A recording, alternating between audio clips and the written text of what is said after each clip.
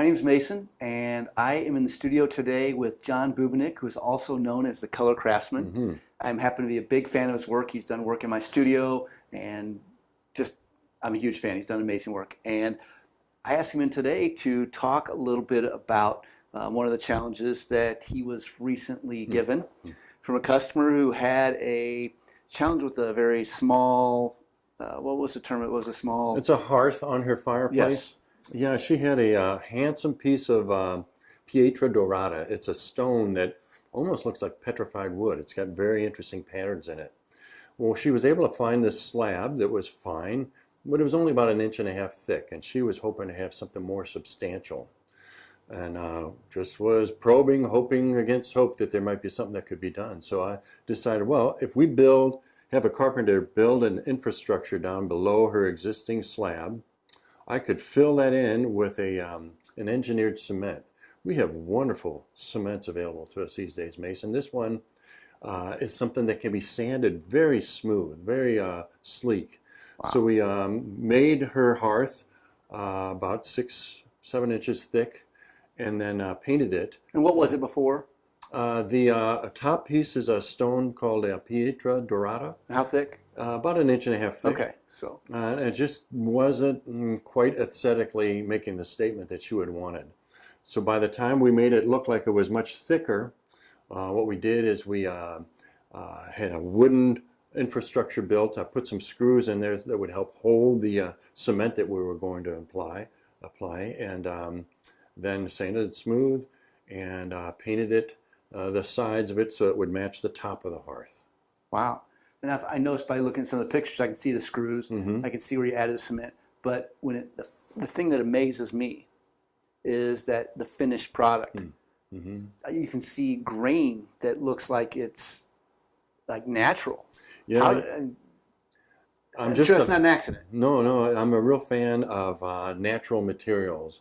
Matter of fact, I have books that are nothing but photographs of marble and stone and things like that. And I just like paging through them and examining the different kinds of things that Mother Nature has come up with. Interesting looks in stone, and then envisioning, well, how would I reproduce that with glazes, and which brushes would I use, and all that sort of thing. It's a fun process, and it does require some unusual materials and tools to accomplish this kind of result. Well, what's amazing to me is like I didn't even know that this stuff was possible. Mm-hmm. I doubt most people do. Well, you know, painting marble has been practiced for hundreds of years. There are lots of castles and churches in Europe where you can see this work done. It's been done over the centuries. Matter of fact, there was a fella in England a couple hundred years ago was doing a really great job of this sort of technique. And people accuse him of cheating. That's real marble, that's not paint. But by the time you see it on a thin surface, you know it's a paint. So anyway, the practice can be developed, and it's a real fun work. Well, in this particular case, it sounds like you gave them an option they didn't know existed. I mean, what other options could they have had? I mean, and how much more expensive might those other options have been? I mean, boy, I don't know. I mean, like I mentioned, she said that the materials just were not available in the size she wanted, and yeah. So it would have been a complete demolition and rebuild. I suppose so, yeah. With another material that was available, yeah.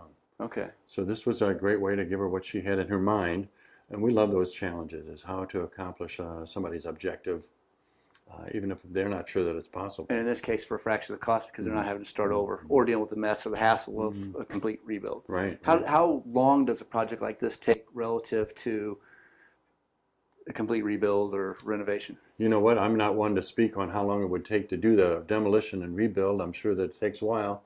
Our work was a matter of a few days. Okay, great. Well, thank you so much, John. I hope that the people watching this video benefit from it as much as I have, and you've never ceased to amaze me with your creative solutions to problems. Great. So appreciate you asking. Thanks for coming in, John.